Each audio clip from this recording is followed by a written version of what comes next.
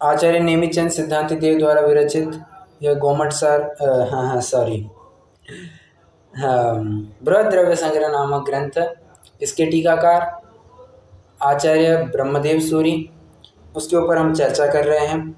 चर्चा के विषय में वर्तमान में सप्त तत्व नव पदार्थ अधिकार दूसरा अधिकार चल रहा है, जिसमें भी हमने आश्रव का स्वरूप देख लिया, बंध का स्वरूप देख लिया। आज हमें संवर का स्वरूप देखना है, फिर कल से निर्जरा मोक्ष पुण्य पाप आगे चलेगा। देखिए अपन सीधे से ही विषय में प्रवेश कर जाते हैं। 34वीं और 35वीं गाथा, दो गाथाओं का पाठ हम एक साथ करेंगे। पढ़िए। चेदन परिणामो जो कम्मस्सा सवणिरोहणे हेदु स्वभाव संवरो खलु दव्वा सवरोहणे अन्नो वद समिति गुद्धियो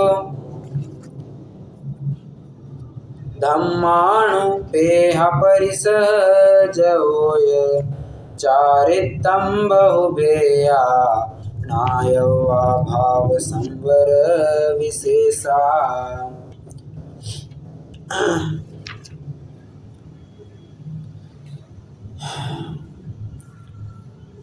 यहाँ पर संवर का स्वरूप बताया जा रहा है। क्या कहते हैं? चेदन परिणामो जो कम्मस्सासव निरोहणे हेतु। चेतन परिणाम मतलब चेतन के परिणाम। कौन से परिणाम? जिनसे कम्मस्स आसव निरोह, अब संधि विच्छेद कीजिए, कम्मस्स आसव निरोहणे हेतु, चार शब्द आए हैं। कौन से? कम्मस्स आसव निरोहणे हेतु, जो कर्म के आश्रव का निरोध करने में हेतुभूत होते हैं। ठीक है, उसे क्या जानना? सो भाव संवरो खलु, उसे वास्तव में भाव संवर जानना। दव्वा सवरोहणे अन्नो, और द्रव्याश्रव को रोकने वाला ये द्रव्य संवर जानना चाहिए। ठीक है, देखिए चेतन का जो परिणाम वो भाव संवर, और वास्तव में कर्मों का आना ये रुक गया है, उसे क्या कहेंगे? द्रव्य संवर कहेंगे। खेल पूरा कहाँ पर है? खेल पूरा जीव के परिणामों पर है। आपको ख्याल में आ रहा होगा कि आश्रव की भी बात उन्होंने चेतन के परिणाम से जोड़ दी, बंध की भी बात चेतन के परिणाम से जोड़ दी, संवर की भी बात चेतन के परिणाम से जोड़ दी, आगे निर्जरा मोक्ष आएगा वो भी चेतन के परिणाम से जोड़ेंगे। तो एक बात तो पक्की है कि ये आश्रव, बंध, संवर, निर्जरा, मोक्ष, पुण्य, पाप ये कोई बाहर में नहीं है, तो ये सब जीव में ही होता है। ये जीव के ही परिणाम, आश्रव है, बंध है, और जीव के ही परिणाम अगर विशुद्ध रूप होंगे तो संवर निर्जरा कहलाएंगे, और पूर्ण शुद्ध होंगे तो मोक्ष रूप कहलाएंगे। बाहर में तो बस उस पर्याय का व्यक्तिकरण होता है, या उन परिणामों को निमित्त करके कर्मों का आना जाना, रुकना, बंधना, उनका छूटना, पूर्णतया मुक्ति होना, ये सब पाया जाता है उन परिणामों को लेकर के। और मूलतः तो जो कुछ भी है सब चेतन के परिणाम ही जानना। ठीक है, अब एक बात यहां पर आ रही है, भाव संवर किसे कहते हैं? ऐसे चेतन के परिणाम जो कर्म के आश्रव के निरोध में हेतुभूत हो। शब्द क्या आया है? निरोध। लिखने को तो यहाँ पर विरोहणे, विरोध भी लिख सकते थे, इन्होंने विरोध ना लिख करके निरोध क्यों लिखा? कोई तर्क है आपके पास विरोध और निरोध में अंतर बताने के लिए? वैसे एक ही प्रबल तर्क है, उसी से काम हो जाता है।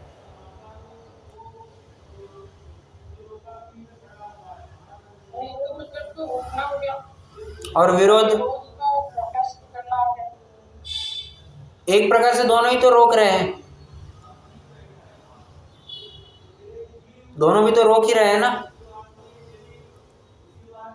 विरोध में तो ये हो गया दूसरे की बात को काट देना, जैसा नहीं।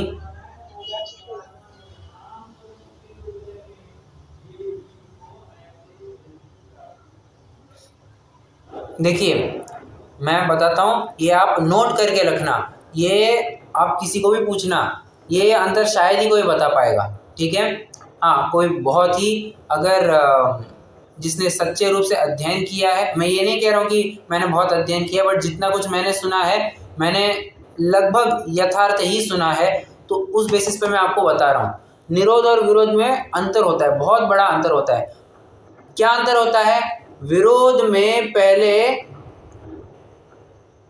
अच्छा चलिए मैं पहले आपको निर्मल और अमल इनका अंतर बताता हूँ, आपको निरोध और विरोध अपने आप अंतर समझ में आ जाएगा, ठीक है। निर्मल मतलब क्या? पहले मलिनता उत्पन्न हुई थी, बाद में वो मलिनता हट गई, तो वो हो गया निर्मल। और अमल मतलब क्या? जिसमें आज तक कभी गंदगी उत्पन्न ही नहीं हुई है, ठीक है। पर्याय कैसी होती है? सिद्ध भगवान की पर्याय कैसी है? निर्मल है। और सिद्ध भगवान का वो स्वभाव कैसा है? कहते हैं अमल है।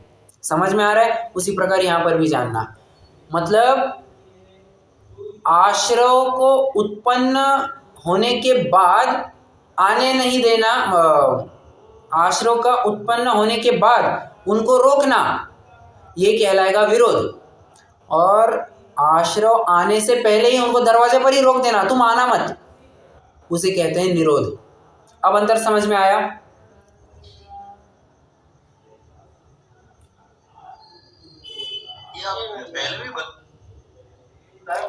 हाँ बताया तो आपने बताना चाहिए था ना।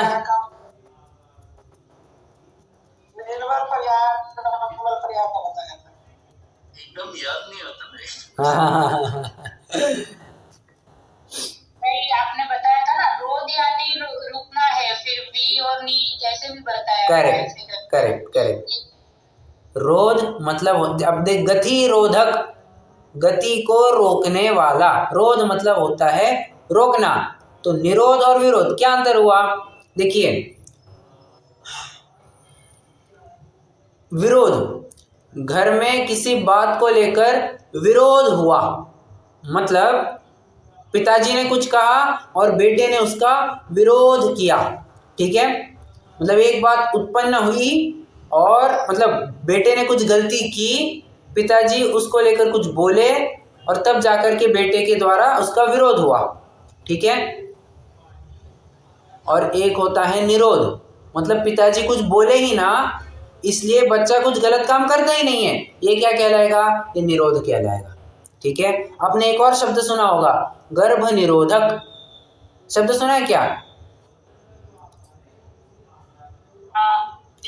गर्भ निरोधक मतलब क्या? अरे गर्भ रहने ही नहीं देना। जो आजकल तो अब क्या कहना चाहिए, तथाकथित साइंस के पीछे जाकर के और इस वैज्ञानिक युग में फैमिली प्लानिंग के ऑपरेशन कर करा के जो स्वयं को बहुत एक हाई स्टैंडर्ड मानते हैं, तो फैमिली प्लानिंग के ऑपरेशन कराना ये बिल्कुल भी योग्य नहीं बताया है। जिनागम में ये सख्त इसका निषेध किया गया है, ठीक है। तो फैमिली प्लानिंग के ऑपरेशन कर करा के क्या होता है? गर्भ का निरोध होता है, ठीक है। मैं वैसे ही सहज में बात कह रहा हूँ। क्यों? वहां पर अगर स्त्री पुरुष संगम भी करते हैं तो उससे संतान उत्पत्ति नहीं होगी। क्यों? गर्भ, उन्होंने फैमिली प्लानिंग का ऑपरेशन करवा दिया है, ठीक है। बस ये बात है, मतलब उत्पन्न ही नहीं होने देना।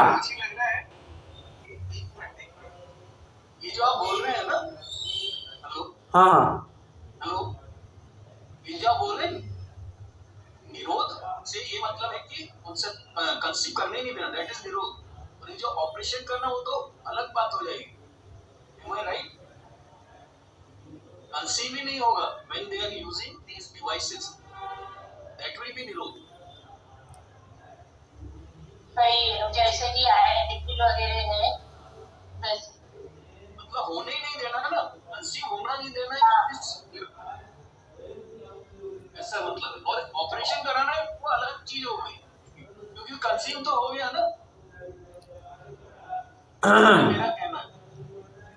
अरे मुझे बताइए, ऑपरेशन का देखिए, वैसे ही बात आ गई है तो मैं बता देता हूँ। ऑपरेशन कराएंगे, ठीक है, बाद में स्त्री पुरुष का संगम हो गया, ठीक है, तो मुझे बताइए गर्भ रहेगा या नहीं रहेगा?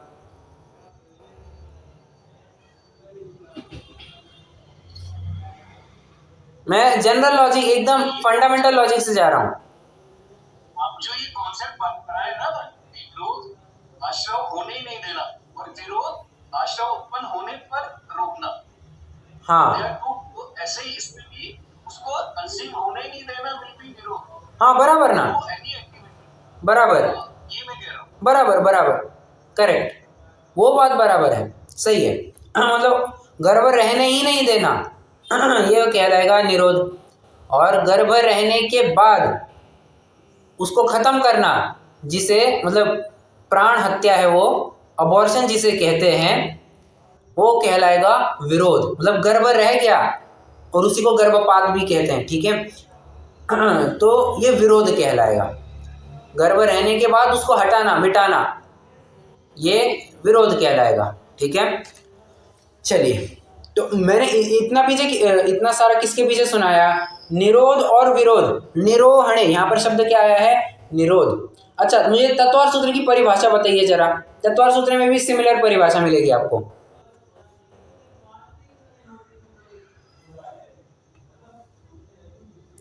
कोई बताएगा? तत्वार्थ सूत्र के 9वें अध्याय का पहला ही सूत्र है।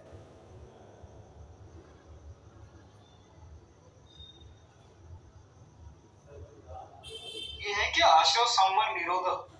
अरे उल्टा बोल दिया आश्रव निरोध संवरः, उल्टा बोल दिया। आश्रव निरोध संवरः, मतलब आश्रव का निरोध वही संवर जानना, ठीक है। देखिए, मैंने आपको निरोध और विरोध इसमें बहुत थोड़े में बताया है। जब ये पंडित सचिन जी चलाते हैं, कम से कम 20-25 मिनट इसी के ऊपर उनकी चर्चा चलती है। वो कंसेप्ट बहुत एडवांस लेवल पे जाके एक्सप्लेन करते हैं। हालांकि अपना यहाँ पर उतना डेप्थ में जाने की जरूरत नहीं, क्योंकि बेसिक बात से भी अपना पूरा कंसेप्ट समझ में आ जाता है। तो कम्मस सासव निरोहणे हेतु, ठीक है, उसे भाव संवर जानना, ठीक है। और द्रव्य संवर माने क्या? वास्तव में जो कर्म आ रहे थे, कर्मों का आश्रय हो रहा था, द्रव्य कर्म, उन द्रव्य कर्मों को रोकना, उसे कहते हैं संवर, ठीक है। मुझे जरा इसकी क्या है वो, मंगत राय जी की 12 भावना की लाइन बताइए। संवर के लिए क्या लाइन आई है? जो मोरी में डांट लगावे तब जल रुक जाता, त्यों आश्रव को रोके संवर क्यों नहीं मन लाता। आगे बात वहां पर उन्होंने पहली 2 लाइनों में बता दिया क्या? जो मोरी में डांट लगावे तब जल रुक जाता। हो क्या रहा था? अभी छिद्रमय हो नाव डगमग चल रही मझधार में। हो क्या रहा था? अभी नाव चल रही है समंदर में, और उसके बीचों बीच इन द सेंस, उसका जो बेस है, सरफेस जो पानी से चिपका हुआ है, वो उसके वहां एक छिद्र आ गया है। छिद्र आने से क्या हो रहा है? पूरा समंदर का पानी जहाज में भर रहा है, और इससे हो क्या रहा है? जहाज डूब रही है, जहाज डूबे छे, ठीक है। तो किया क्या? जहां पर वो छिद्र था, वो छिद्र के ऊपर डांट लगा दी। अच्छा, ये छिद्र था तो उसमें से पानी आने लग गया, तो उसको कहेंगे आश्रव, ठीक है। अब उस छिद्र में डांट लगा दी मतलब एक सीलिंग लगा दी कि अब इसमें से पानी अंदर नहीं आएगा, ठीक है। तो इसे कहेंगे संवर। अब और पानी नहीं आएगा, जो पहले अंदर था पानी, उसको बाहर कौन निकालेगा? वो निर्जरा निकालेगा। उसकी चर्चा हम कल करेंगे, ठीक है। देखिए, पानी का आना आश्रव, जहाज में बने रहना सो बंध, और बंध बराबर, और उससे जहाज पानी में डूब रही है। अब जहां पर वो छिद्र था, हमने वहां पर एक रोक लगा दी, ठीक है, वहां पर कुछ सीलिंग वगैरह कर दी हमने, तो उससे हुआ क्या? नया पानी आने से रुक गया, ये कहलाता है संवर। और जो समुद्र कह रहा हूँ, जहाज के अंदर पहले से ही पानी आ चुका था, अब उसको बाहर निकालने का काम कौन करेगा? तो उसका काम निर्जरा, समझ रहे हैं। और जब पूरा पानी निकल जाएगा, उसको कहेंगे मोक्ष, समझ रहे हैं। बस ये ऐसा कंसेप्ट है। चलिए, 34वीं गाथा हो गई। 34वीं गाथा में ज़्यादा एक्सप्लेन करने वाली कुछ बात थी नहीं। हाँ, मुझे बस इतना बताइए, संवर ये कौन से नए का विषय बनेगा? भाव संवर ये कौन से नए का विषय बनेगा? और द्रव्य संवर कौन से नए का विषय बनेगा? चलिए दोनों बताइए। भाव संवर तीसरे उपयुक्त सदगुण बराबर। और वो बनेगा अनुचरित असद्गुण व्यवहार में। अनुपचरित असद्भुत कौन सा? हाँ बराबर, करेक्ट। द्रव्य संवर बनेगा अनुपचरित असद्भुत व्यवहार नए का विषय। एक नया आप मिस कर रहे हैं, और वो एक देश। राइट। भाव संवर ये आपका एक देश शुद्ध निश्चय नए में भी चला जाएगा। क्यों? अरे साधक अवस्था वाली बात है ना, तो पूरी की पूरी बात कहाँ जाएगी? एक देश शुद्ध निश्चय नए में चली जाएगी। और अपन ने देखा भी था कि संवर निर्जरा का जो कंसेप्ट है, संवर निर्जरा से युक्त जो जीव है उसको छठवें नए का विषय बताया, उसको तीसरे नए का विषय बताया, बराबर। और जो मोक्ष वाला जीव है उसको कहाँ पर लिया? उसको चौथे या सातवें नए का विषय ले लिया। ठीक है, तो ये बात ख्याल में आनी चाहिए। मैं आपको ना थोड़ा सा पढ़ करके भी दिखाता हूँ। चलिए आइए पेज नंबर 110 पर आ जाइए अपना द्रव्य संग्रह में। पृष्ठ क्रमांक 110 पढ़ता हूं। अब संवर के विषय में नए विभाग का कथन करते हैं। मिथ्यात्व गुणस्थान से लेकर क्षीण कषय गुणस्थान तक ऊपर मंदपना होने से तारतम्यता से अशुद्ध निश्चय वर्तता है। उसमें गुणस्थान के भेद से शुभ, अशुभ और शुद्ध अनुष्ठान रूप अर्थात आचरण रूप तीन प्रकार के उपयोग का व्यापार होता है। उसे कहा जाता है मिथ्या दृष्टि, सासाधन और मिश्र। इन तीन गुणस्थानों में ऊपर मंद रूप से अशुभ उपयोग होता है, ये हम जानते हैं। पहले तीन गुणस्थान में अशुभ उपयोग, उससे आगे असंयत सम्यक दृष्टि, श्रावक और प्रमत्त सहित इन तीन गुणस्थानों में परंपरा से शुद्धोपयोग का साधक ऊपर तारतम्यता से शुभोपयोग होता है। इसके पश्चात अप्रमत्त से क्षीण कषाय तक की, ठीक है, आप आगे पढ़ सकते हैं। ठीक है, मुझे इसमें एक आपसे अर्थ समझना है। दूसरी लाइन में एक बार फिर से पढ़ता हूं। मिथ्यात्व गुणस्थान से लेकर क्षीण कषाय गुणस्थान तक ऊपर मंदपना होने से तारतम्यता से अशुद्ध निश्चय वर्तता है। ओके, यहां पर एक शब्द आया तारतम्यता से, 1। अब सेकंड लास्ट लाइन पढ़ता हूं। इन तीन गुणस्थानों में परंपरा से शुद्धोपयोग का साधक ऊपर तारतम्यता से शुभोपयोग होता है। यहां पर भी शब्द तारतम्यता से आया। ये दोनों तारतम्य का अर्थ एक है या अलग अलग है? बताइए जरा।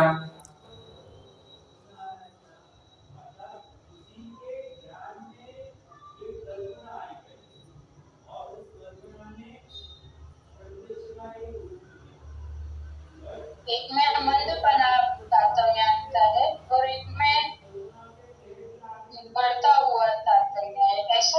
बहुत अच्छा, फैंटास्टिक। ये आपने कैसे समझा?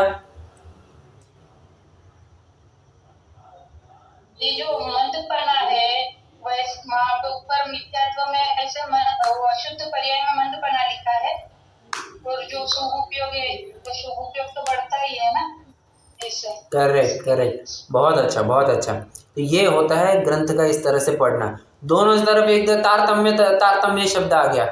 अरे कोई तारतम्य का एक ही अर्थ समझ लेगा? नहीं, तारतम्य का अर्थ प्रकरण टू प्रकरण बदलेगा। अब यहाँ पर प्रकरण क्या, एक ही पैराग्राफ में 2 बार आ गया ये शब्द तारतम्य, तो कैसे अर्थ समझना? तो आगे पीछे के शब्द आप रिलेट कर पाएंगे। देखिए ना, आगे भी लिखा है तारतम्यता से अशुद्ध निश्चय वर्तता है। अब अशुद्ध निश्चय वर्तता है तो ऊपर के गुणस्थानों में अशुद्धता घटती जाएगी, तो घटते रूप से तारतम्यता समझना। और यहाँ पर ऊपर के गुणस्थानों में शुभोपयोग बढ़ रहा है, तो बढ़ने के रूप में तारतम्यता समझ लेनी चाहिए। तारतम्य मतलब क्या? तर और तम, इससे बना है तारतम्य। ठीक है, तो रिलेटिविटी, जहां पर रिलेटिविटी आ गई, इसके मुताबिक ये कुछ ज्यादा ये कुछ कम है, इसे कहते हैं तारतम्यता। जैसे मैं कहूं कि महाराष्ट्र ये गोवा से बड़ा राज्य है, ठीक है, तो ऐसा कहने पर महाराष्ट्र क्या सबसे बड़ा हो गया? नहीं नहीं नहीं नहीं, ये कंपैरिजन चल रहा है यहाँ पर से, ठीक है, डिग्री टू डिग्री। तारतम्यता मतलब क्या? डिग्री टू डिग्री, कंपैरेटिव रूप से थोड़ा थोड़ा आगे बढ़ते जा रहा है। अब महाराष्ट्र से भी कोई बड़ा होगा और, ठीक है, अब उनको वो ज़्यादा देखना नहीं है, बट कहने का निष्कर्ष मेरा इतना ही है, तारतम्य मतलब होता है degree two degree change. Okay, चलिए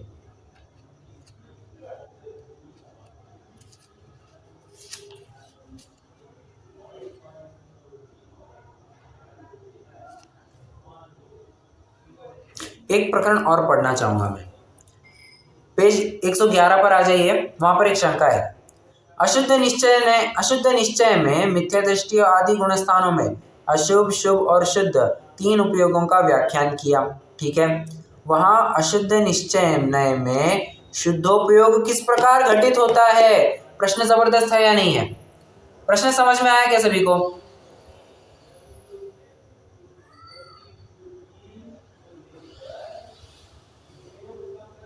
आया ना? प्रश्न समझा? ओके। तो फिर गुण स्थान वगैरह तो उपयोग किस प्रकार घटित होगा, कैसे है? नहीं नहीं नहीं, अशुद्ध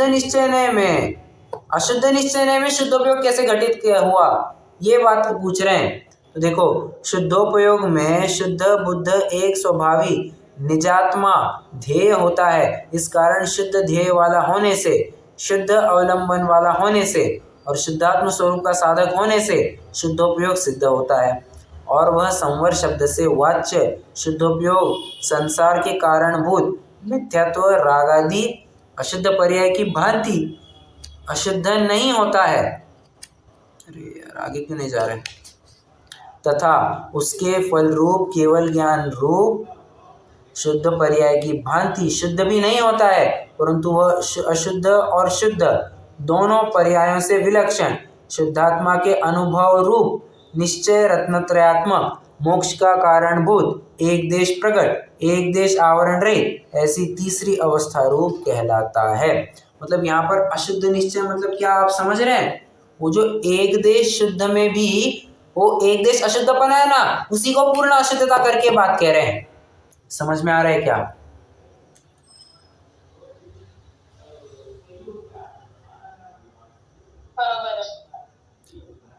बात तर्क संगत लग रही है क्या?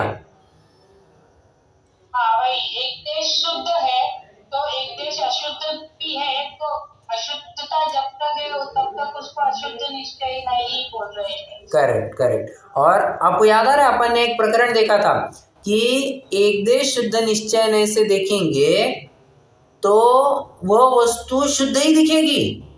समझ रहे हैं आप? और एक देश अशुद्ध निश्चय से देखेंगे तो भी वो वस्तु अशुद्ध ही दिखेगी। सिंपल सी बात है।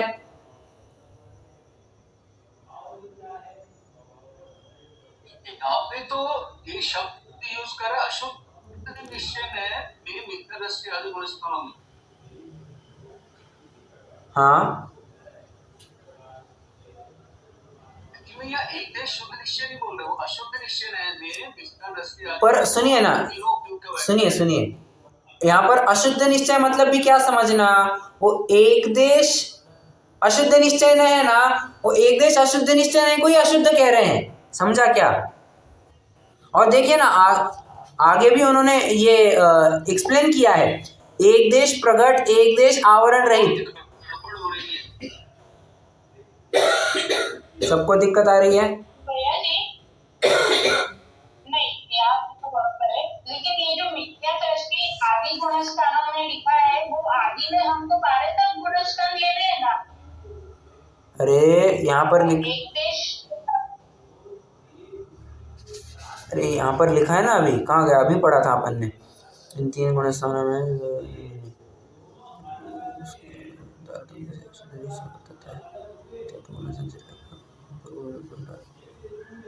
उसमें गुणस्थान आपने पढ़ा था ना, वो अब सफर के बराबर वहाँ पे लिखा है ना, मिथ्या तो गुणस्थान से लेकर क्षीण कषाय गुणस्थान तक ऊपर मंदप। तो बराबर बात है ना।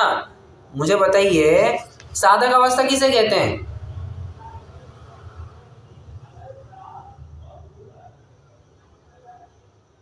4 से लेकर 12।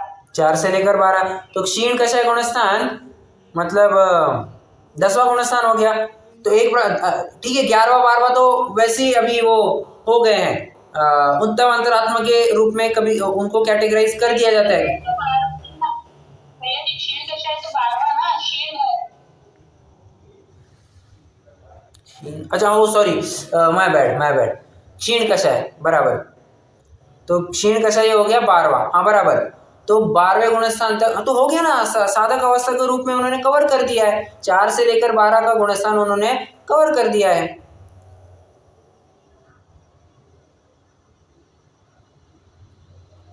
नहीं समझ में आया?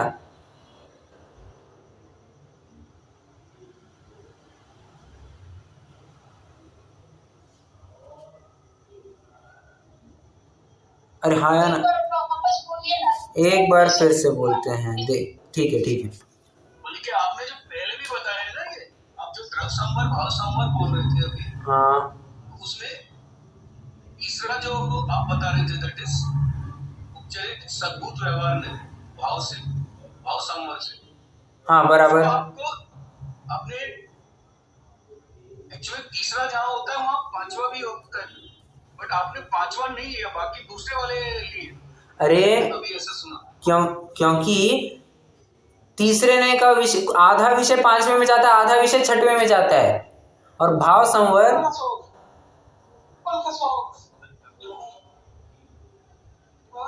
कोमल जी, कुमकुम जी आपका माइक चालू है। सॉरी। अरे जो साधक अवस्था है, वो साधक अवस्था तो 6वें का विषय बनता है ना, ठीक है। तो यहाँ पर भी देखिए ना, इन्होंने बराबर से एक्सप्लेन किया है कि शुद्ध और अशुद्ध दोनों पर्याय से विलक्षण शुद्धात्मा के अनुभव रूप निश्चय रत्नत्रयात्मक मोक्ष का कारणभूत एक देश आवरण रहित ऐसी तीसरी अवस्था रूप कहलाता है। अब यहाँ पर साफ रूप से समझ में आ रहा है कि एक देश शुद्ध निश्चय की बात कर रहे हैं। और उसमें भी हुआ क्या है, देखिए 6वां ने एक देश शुद्ध निश्चय ने, इसी को एक देश अशुद्ध निश्चय नहीं भी कहेंगे जी, बिल्कुल कहेंगे। तो उस एक देश पने को ही उन्होंने अशुद्धता कह दिया है, क्योंकि उस एक देश दृष्टि से भी देखेंगे तो आपको वस्तु कैसी दिखेगी, पूर्ण अशुद्ध ही दिखने वाली है। मुझे बताइए, एक गॉगल है, ठीक है, एक गॉगल की ग्लास पूरी सफेद है और एक ग्लास पूरी काली है, ठीक है। तो हम ऐसा कह सकते हैं आधी सही है आधी खराब है जी, कह सकते हैं। मुझे बताइए, अगर आप एक आंख बंद कीजिए, जो सफेद फ्रेम है वहां की आंख बंद कीजिए और काली फ्रेम से ही देखिए, काले ग्लास से ही देखिए, आपको कैसा दिखेगा? आप एक ही दृष्टि से देख रहे हैं, बट आपको कैसा दिखेगा?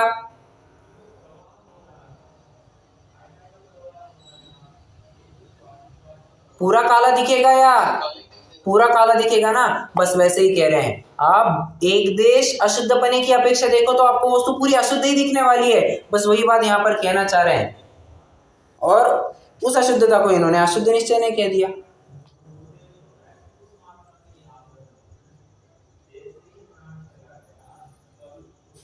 और अगर अभी भी नहीं समझ में आ रहा है तो मैं आपको कहूंगा होल्ड ऑन, आप ये प्रकरण मार्क करके रखिए। जब मोस्ट प्रोबेबली 46वीं या 48वीं गाथा की टीका आएगी, वहां पर मैं आपको फिर से इस पेज नंबर की याद दिलाऊंगा, ठीक है। तो आपको तब बराबर समझ में आ जाएगा, क्योंकि सेम टू सेम, लगभग सेम टू सेम प्रकरण वहां पर भी चलने वाला है, नयों की बात वहां पर की गई है, ठीक है। अभी कितने जनों को समझ में आया, मुझे ये बताइए।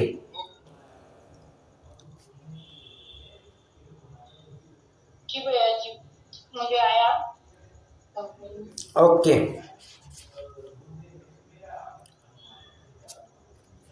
जी भैया।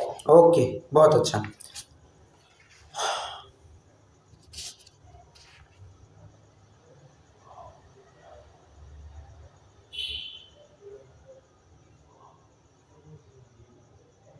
एक मिनट, बस मुझे 1 मिनट दीजिए।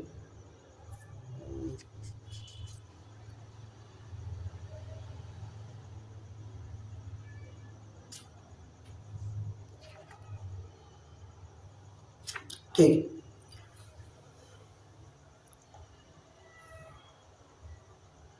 अब 35वीं गाथा पर आ जाते हैं। 34वीं गाथा में लगभग इतना ही प्रकरण था। अब हम 35वीं गाथा पर आ जाते हैं। 35वीं गाथा का विषय देखा जाए तो बहुत बहुत बड़ा है। इन्होंने मेरे ख्याल से कुल कितने हो गए, बहुत बड़ा प्रकरण है ये। होता है, एक मिनट, अगर मैं आपको बताऊं 115 से लेकर 115 से लेकर 170, मतलब 55 पेजेस में, 55-56 पेजेस में इसकी पूरी टीका फैली हुई है। इतना लंबा चौड़ा प्रकरण हो गया है। अब लंबा चौड़ा भी कहाँ हो गया है मैं आपको बताऊंगा, ठीक है। बट पहले अपन 35वीं गाथा का अर्थ करते हैं। यहाँ पर भाव संवर के विशेष गिनाए गए हैं। विशेष मतलब क्या, अनेक अनेक रूप। किस किस रूप में भाव संवर आपको देखने को मिल सकता है, तो कहते हैं व्रत के रूप में देखने को मिलेगा, समिति के रूप में देखने को मिलेगा, गुप्ती के रूप में देखने मिलेगा, धर्म, अनुप्रेक्षा, परिचय और चारित्र, इन 7 रूपों में आपको संवर, भाव संवर देखने को मिल जाएगा, ठीक है। अब क्या है ये व्रत, क्या है समिति, गुप्ती आदि, इसका स्वरूप क्या है, तो अब इसका स्वरूप बताते हैं, ठीक है। तो व्रत माने क्या, व्रत मतलब होता है 5 पापों का त्याग, 100 व्रत, ठीक है। अच्छा, ओके, परिभाषा के ऊपर जाने से पहले अपन कुल भेद प्रभेद गिनाते हैं, ठीक है। इनके कुल भेद प्रभेद गिनाते हैं। मुझे बताइए व्रत कितने होते हैं, अब गिनती भी करते जाइए, मुझे टोटल चाहिए। 5 होते हैं, गिनती करते जाइए। समितियां कितनी होती है, 5 होती है, टोटल करते जाइए। गुप्तियां 3, धर्म 10, अनुप्रेक्षा 12, परिचय 22, चारित्र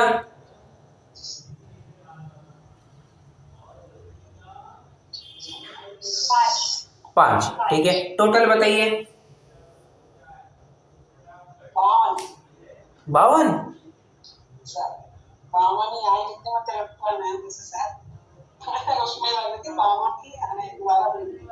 अरे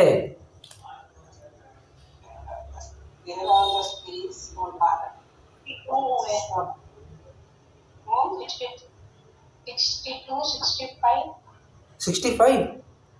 अरे देखिए, अरे क्या हो गया मैथमेटिक्स व्रत है 5, समिति है 5, 10 हो गए, गुप्ती 3 13, धर्म 10 23, अनुप्रेक्षा 12 35, परिचय 57 हो गए और 62 हो गए। 65 में कहाँ पहुंच गए, 62 हो गए ना।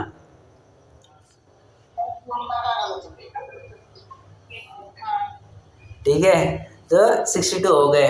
तो ये 62 भेद हैं। अब 62 भेदों की हमें थोड़ी चर्चा करनी है। अब आप कहेंगे इनकी चर्चा करने की क्या जरूरी है, अरे टीकाकार ने स्वयं 55 पेजों में इन 62 भेदों की चर्चा की है, ठीक है। तो हम भी चर्चा संक्षेप में जरूर कर लेंगे। विस्तार देखिए, यहाँ पर जितना समय है वहां पर विस्तार जरूर करूंगा। और बहुत सारा प्रकरण तो क्या है हम देख करके आ चुके हैं, तो ज्यादा विस्तार भी कुछ आवश्यक है नहीं। देखिए व्रत, व्रत कितने होते हैं, तो 5 होते हैं। सबसे पहले बताइए व्रत होता क्या है, तो व्रत माने पापों का त्याग, सो व्रत, ठीक है। हिंसा नृत स्तेया ब्रह्म परिग्रहेभ्यो विरतिर्व्रतम, ठीक है। पापों का त्याग उसे व्रत कहते हैं, ठीक है। और निश्चय से, ये तो व्यवहार से बात हो गई। निश्चय से व्रत का क्या होता है, तो कहते हैं रागादि विकल्पों की निवृत्ति, वही व्रत है, ठीक है।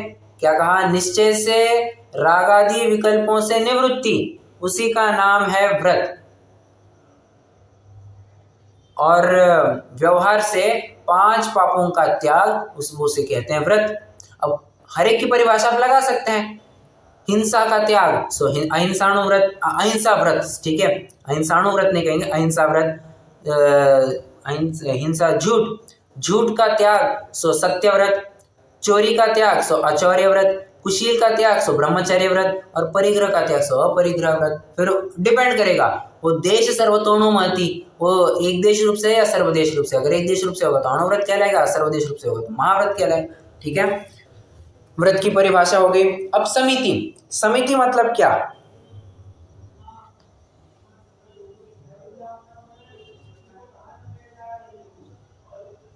प्राणियों पे दया करना। प्राणियों पे दया करना कह सकते हैं। और अच्छे से कहना हो तो यत्नाचार पूर्वक प्रवृत्ति।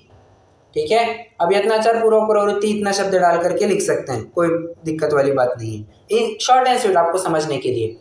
तो समिति मतलब क्या? यत्नाचार पूर्वक प्रवृत्ति का नाम समिति है। अब यत्नाचार पूर्वक प्रवृत्ति कहाँ कहाँ पाई जाती है? तो कहते हैं 5 स्थानों पर प्राय आपको देखने को मिलेगी ही मिलेगी। कौन से 5 समितियाँ होती है?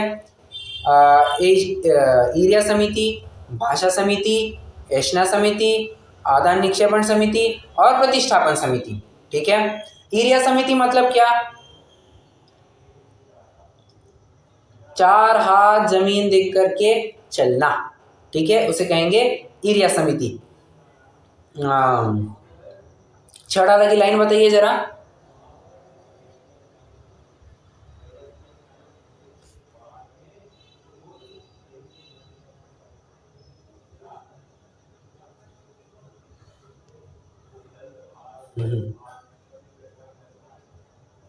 याद है किसी को?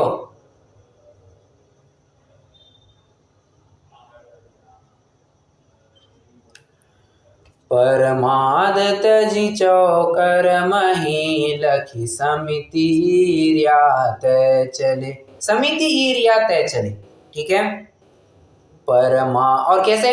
परमाद तजी, प्रमाद को तज कर, चौकर मही, चौ मतलब 4, कर मतलब हाथ, मही मतलब भूमि, 4 हाथ जमीन देख करके लखी समिति ईर्या तय चली। ठीक है, और ये फटाफट याद आना चाहिए। अब 6 डालों में अपन ने 6वीं ढाल में बहुत टाइम लगाया है, तो 6वीं ढाल में तो ये याद होना चाहिए। ठीक है, ईर्या समिति हो गई, मतलब देख देख करके चलते हैं, मतलब उनके चलने के माध्यम से भी कोई जीव का घात ना हो। यत्नाचार पूर्वक प्रवृत्ति दिख करके आए, दिख करके आए मतलब कोई जबरदस्ती दिखानी नहीं है। अब देखिए हुआ ऐसा है कि अंदर में परिणाम इतने भीग गए हैं कि अब वे किसी भी जीव का बुरा चाहते ही नहीं है, किसी भी रूप में नहीं चाहते। वे बस यही चाहते हैं सबका अविनाशी कल्याण हो। मुनिराज तो बस ऐसी ही भावना भाते हैं, सबका अविनाशी कल्याण हो, सभी तत्व ज्ञान को प्राप्त करे, यही भावना भाते हैं। और ऐसी भावना भाने वाला जीव किसी की हत्या क्यों ही करेगा? नहीं करेगा। तो सहज ही में उसके बाहर में वैसी क्रिया भी पाई जाती है। ओके, ईर्या समिति,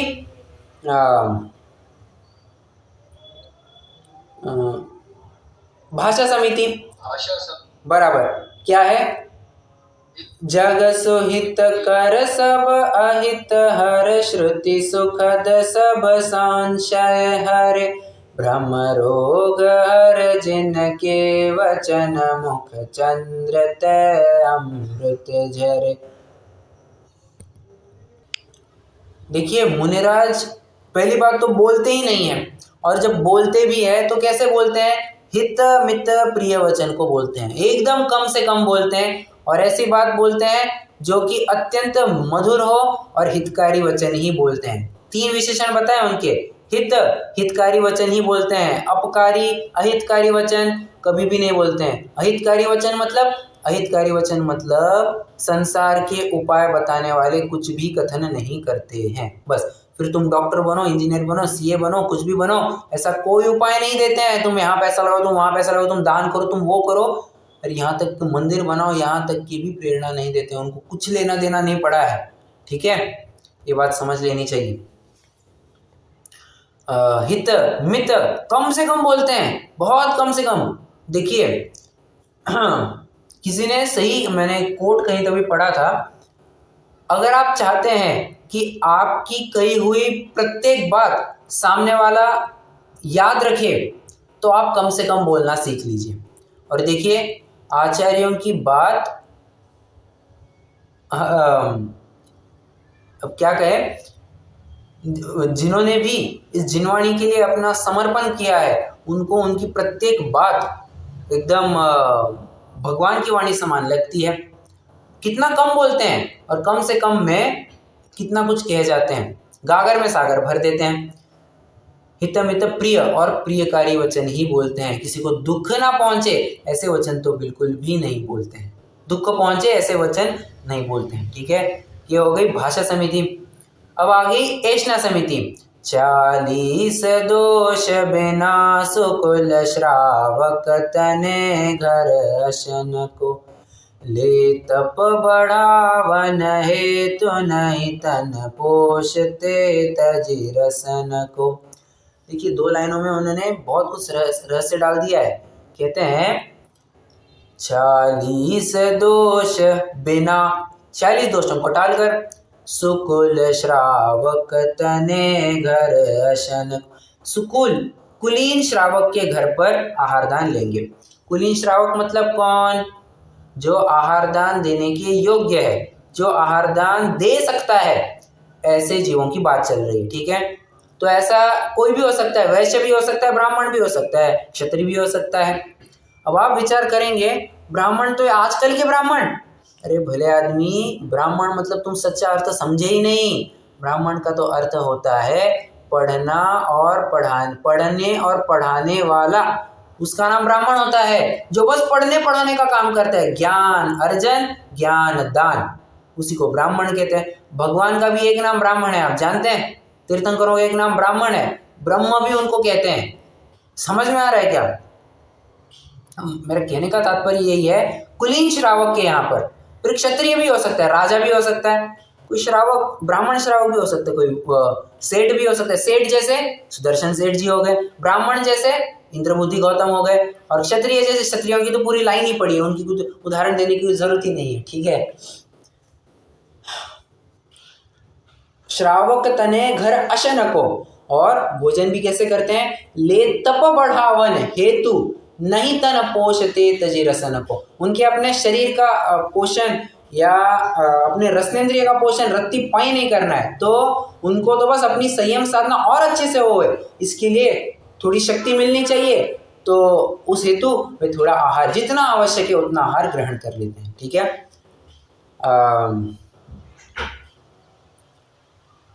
अब आदान निक्षेपण समिति, चौथी कौन सी है? आदान निक्षेपण समिति। आदान मतलब ग्रहण करना, निक्षेपण रखना, आदान ग्रहण, निक्षेपण डालना। क्षेपण मतलब क्या होता है? डालना। अब यहाँ पर डालने के रूप में नहीं अर्थ लेना, रखने के अर्थ में लेना। ठीक है, तो किसी भी वस्तु को कैसे उठाना और कैसे रखना?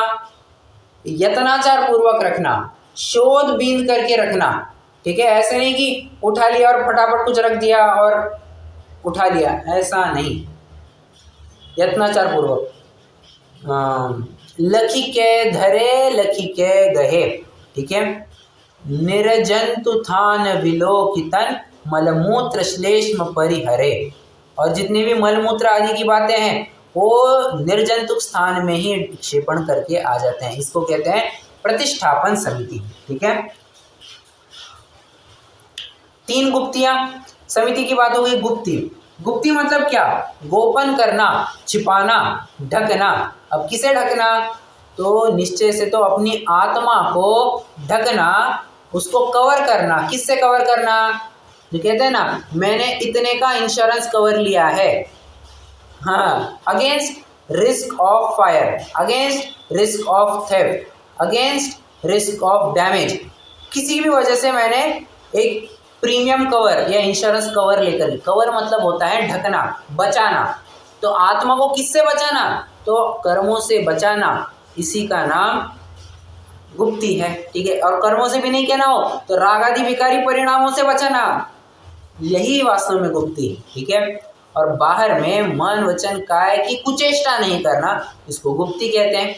सिंपल सी बात है, ना मन की, ना वचन की, और ना ही बोलिए काय की, किसी भी प्रकार की कुचेष्टा नहीं होगी।